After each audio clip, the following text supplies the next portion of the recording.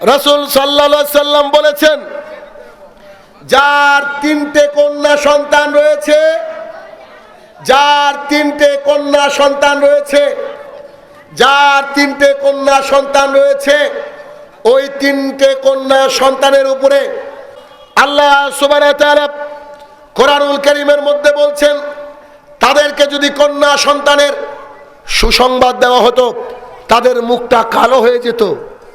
তারা নিজেকে অপয়া মনে করত যে আমার ঘরে কন্যা সন্তান আসলো। আল্লাহ সুবহানাহু ওয়া তাআলা কোরআনুল কারীমের আরো একটা জায়গায় আমাদেরকে শোনালেন, যেসব কন্যা সন্তানকে জীবন্ত পুঁতে ফেলা হয়, তাদেরকে একদিন কিয়ামতের মাঠে জিজ্ঞাসা করা হবে, তোমাদেরকে কেন পুঁতে ফেলা হয়েছিল? আর যারা এই কাজটার সঙ্গে জড়িত, তাদেরও সেই দিন মহা সংকটময় মুহূর্তকে পাশ করতে হবে।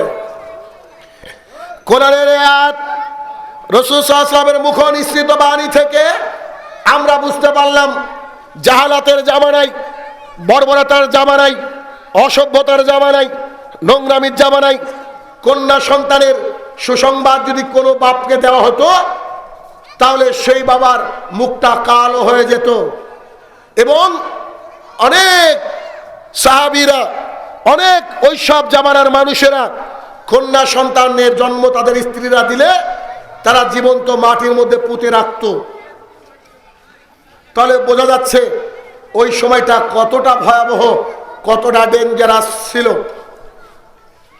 ইতিহাস সাক্ষী, ওই সময়ে যদি কারোর বাবা মারা যেত, বাবার সম্পদ ছেলেরা ভাগ বাটোয়ারা করে নিত, তারপরে তাদের নিজেদের মাকে ভাগ বাটোয়ারা করে নিত। বাবার যেমন আচরণ ছিল তার মায়ের সাথে, সন্তানরা নাউযুবিল্লাহ মিন জালিক তেমনই আচরণ করত। কত বর্বর, কত নোংরা তারা ছিল।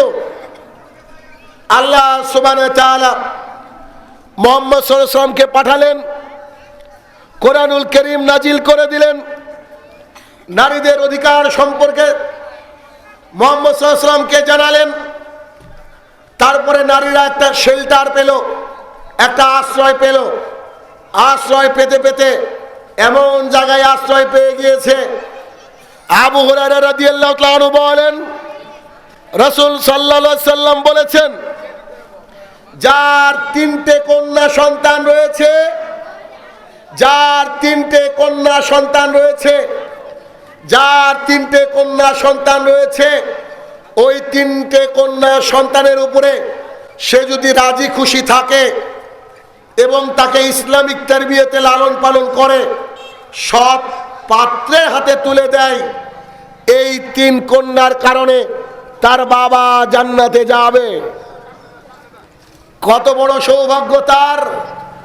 তিন কন্যার পিতা যে, অথচ আজকের জামানায় যার দুটো তিনটে মেয়ে, তাকে কিন্তু সমাজ ঠিকভাবে দেখে না, ভালো চোখে দেখে না, ঠিক না? কি কথা বলেন? ভালো চোখে দেখে না। আরে এত খালি মেয়ে মেয়ে, বংশের বাতি কে জ্বালাবে? বংশের বাতি নিয়ে টেনশন আমাদের। এত লাইট বাতির কি দরকার?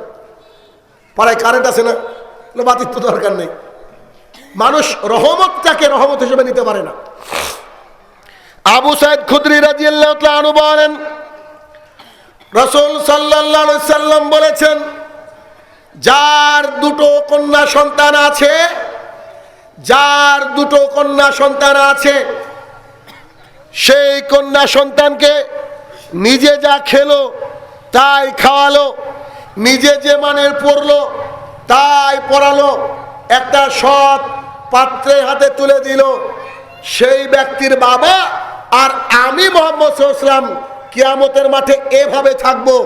এই কথা বলার পরে রাসূল সাল্লাল্লাহু আলাইহি ওয়াসাল্লাম দুটো হাতের দুটো আঙুলকে জোড়া নিয়ে নিলেন। কত বড় সৌভাগ্য তার, যার দুটো কন্যা সন্তান রয়েছে।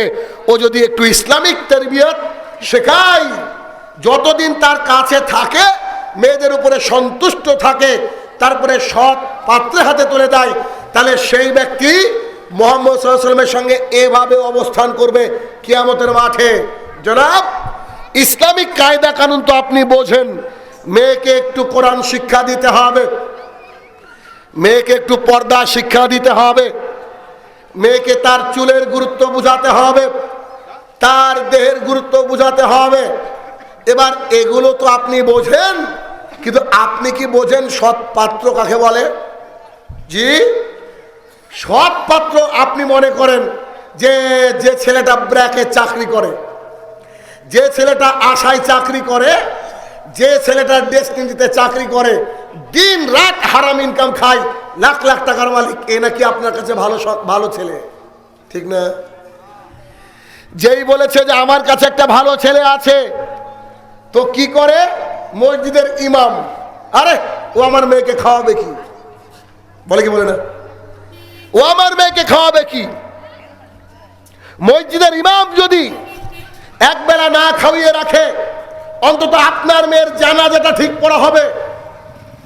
মসজিদের ইমাম যদি একবেলা আপনার মেয়েকে না খাওয়িয়ে রাখে, অন্তত পক্ষে সেই ইমামের আর 2-10টা পরকীয়া থাকবে না। তার কাছে আপনার মেয়ে অনেক শান্তিতে থাকবে। আল্লাহ সুবহানাহু ওয়া তাআলা মানুষকে পাঠিয়েছেন, প্রত্যেকটা মাখলুকের জন্য আল্লাহ সুবহানাহু ওয়া তাআলা রিজিক নির্ধারণ করে দিয়েছেন। পৃথিবীর বুকে না খেতে পেয়ে কেউ মরে না। ঢাকার অলিতে গলিতে যারা শুয়ে থাকে তাদেরকেও আল্লাহ সুবহানাহু ওয়া তাআলা ফেরেশতার মাধ্যমে রুজির ব্যবস্থা করে। কিন্তু আমাদের বর্তমান সময়ে একটা ভালো ছেলে মানে তাকে চাকরিজীবী হতে হবে, একটা ভালো ছেলে মানে তাকে বিদেশে খাটতে হবে, একটা ভালো ছেলে মানে তাকে পয়সা ইনকাম করতে হবে। কোথা থেকে ইনকাম করছেন that is not matter at all, এটা কোনো ব্যাপার না। ও ইনকাম করলেই হলো, চুরি করুক নাকি কি করুক এটা দেখার দরকার নাই, ঘুষ খাক কি সুদের সাথে জড়িত এটা দেখার দরকার নাই, তার উদ্দেশ্য টাকা হলি হলো। আছে না সন্তান এরকম? বাবারা খোঁজে না? একটা দাড়িওয়ালা লোক দেখলে নাক ছিটকায়, আরে আমার মেয়েটা modern, how she can treat with that bearded people. আরে একটা দাড়িওয়ালা লোকের সাথে যায় নাকি আমার মেয়ে? ওকে আমি লন্ডন থেকে ইংরেজি নিয়ে পড়িয়েছি, লন্ডন থেকে ল নিয়ে পড়েছি, ডাক্তারি পড়েছি, একটা দাড়িওয়ালা লোক আনকালচার্ড, এসব লোকের সাথে যায় নাকি? আছে না নাই? এরকম সংখ্যায় বেশি। দেখবেন যারা একটু টাকা পয়সার মালিক, একটু highly educated, so educated people, তাদের বাড়ির মহিলারা বেশিরভাগই বেপরদা।